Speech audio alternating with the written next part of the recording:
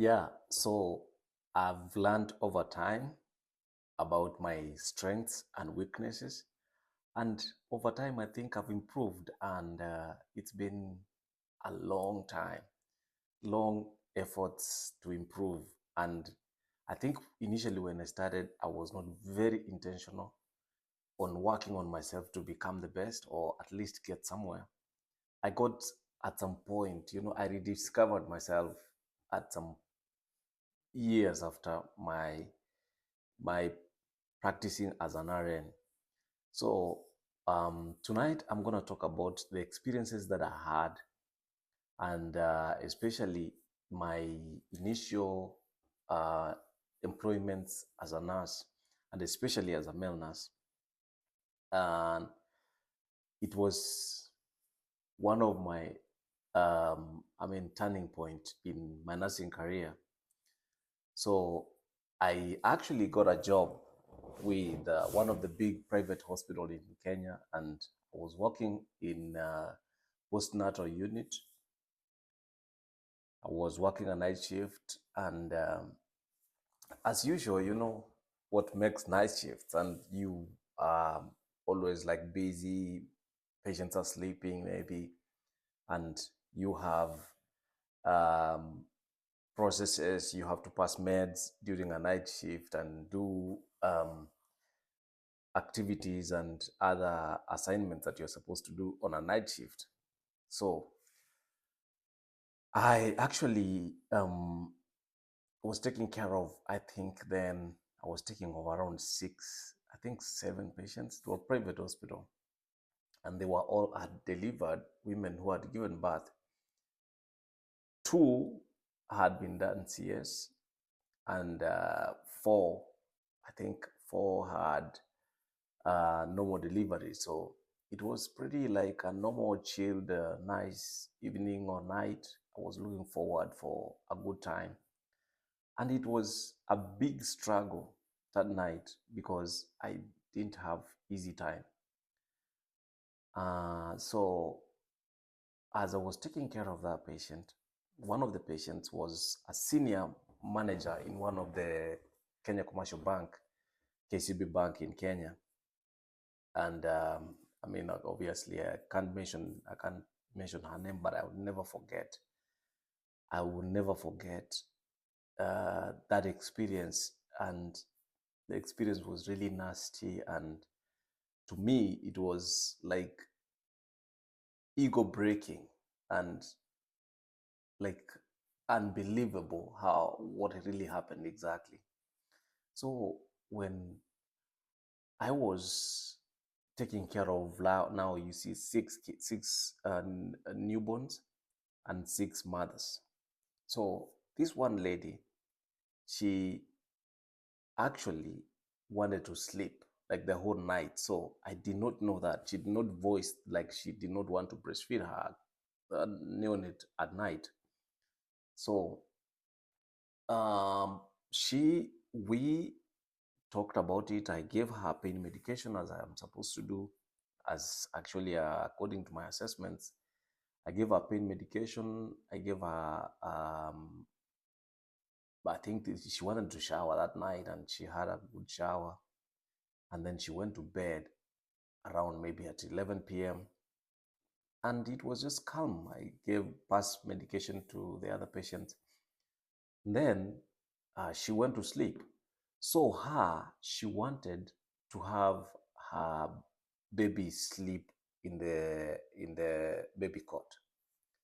So I went ahead and put the baby in the baby cot, and everything went on okay. So the baby was like, of course, the baby was born that day, and at night we had policies where the patient like has to establish breastfeeding within 30 minutes, and then the initial like after delivery you really have to breastfeed the baby for long times. And of course we know the benefits of early breastfeeding instantly after you give birth. And this lady apparently she never wanted to breastfeed the baby at all. I think just like ordinary people, just like I also struggle at night, sometimes I really like to have good sleep. So she wanted to have good sleep that night. And I did not know that she did not want to wake up. So I made an assumption that maybe when the baby cries at night, I'll be able maybe to wake her up, or she will wake up to breastfeed her baby. But that was never the case. So the baby was crying like so much. And, I'm supposed to now, of course, like take off and carry the baby and try to move around with the baby so that the baby can keep quiet. Maybe it was cramps, abdominal cramps, or whatever it was. So I went to wake her up to come and breastfeed the baby. And so she did not want to wake up. So I called her name and she never responded. And then I went ahead to touch her, like, hello, so your name, can you please, your baby is crying, can you, maybe do you want to breastfeed your child or your baby? So, I never expected it, and it really got like crazy. When I was trying to touch her, like pat her to wake up, or trying to wake her up from sleep, she was snoring and sleeping. She turned over and slapped me in the face. And I was confused and just walked out of the room. The baby is still crying, so I went ahead and went to the church's office and explained to her what had happened. Actually, I was very new. It was just initial. I think it was in 2010. I think early 2010. She hit my face, a good slap on my face. And I just went and informed my charge, and the baby still crying, like the baby can't keep quiet. The other patients also are like complaining about the baby being too loud. Can you have the mother come and breastfeed the baby? So she did not want, and now I've gotten a good slap on my face. So I went ahead and just, I really wanted, like, okay, so what do I do? I'm on duty. I have this mother I have to take care of. I have other 5 patients I'm supposed to take care of. So what is going to happen with this? What am I going to do? So I went ahead and just said, okay, man, this is maybe how it happens in nursing. And maybe a patient can slap you. A patient can do anything sometimes when you're not careful.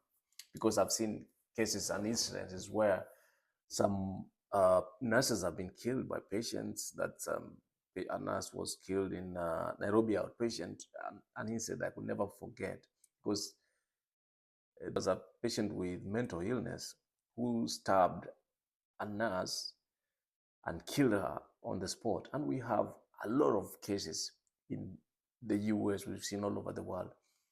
There is a nurse practitioner actually, was killed in, I think it was North Carolina sometime back. We've seen cases all over where patients are hurting nurses.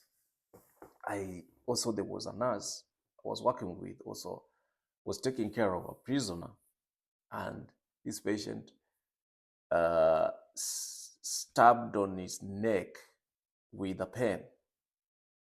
And he was trying like to listen to his lung sounds, and stabbed on him on the neck, like unbelievable. So then I just had to go on, like, okay, I have to take care of these patients today. I went, and still, like, so the charge went and tried to talk to her, and how do we go about this? Why don't you want to breastfeed your baby? It's gonna help the baby. In private hospitals, how patients the patient nurse relationship, because the patient is always right, the client is always right, anyways. But it really was a turning point, and that time, that's when I made a decision. Like, okay, so in fact, immediately I had like to turn to that was what motivated me to get so much interested with public health, because then in public health you deal with patients who are coming in the community or in the outpatient units that are never opened at night. And the best of the best facilities for this particular situation for me was to work in a government facility, because then it means that I can only show up as an outpatient. Patients who come to be seen in outpatient clinics, I had to figure out like what to do. So it changed my life, and I was really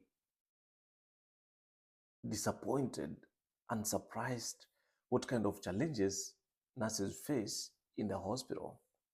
And you know, it is not easy when you're taking care of patients in the hospital, because you find patients are struggling with their own stresses that is coming from being in pain and being given diagnoses that are very uncertain.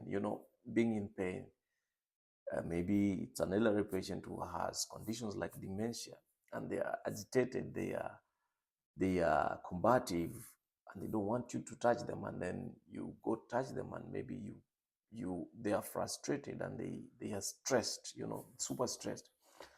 That will sometimes make patients have stressors, and they may end up also like throwing tantrums, or not being cooperative, or not able to take instructions when you're giving them instructions for the betterment of their health. So that was uh, another challenge that I faced. And that was a wake up call for me, because I had never like thought that would happen to me. And always since then, I've always been like so careful when I do like do a physical examination on a patient. I always am looking forward for that slap, or maybe like possibility of getting a slap from a patient, or maybe keeping distance, or being very observant on what is going to be the next step for the patient, so that I can take care of myself. Because look at that particular case, what happened to me. Maybe this patient would have had something, and punch my poke my eyes, poke them in my eyes, and you never know how that goes. But all the same, uh, you know, I think that's why also one of the reasons why I think nursing is regarded as a noble profession, where it's supposed to be a calling. Like, you are supposed to make a sacrifice beyond yourself.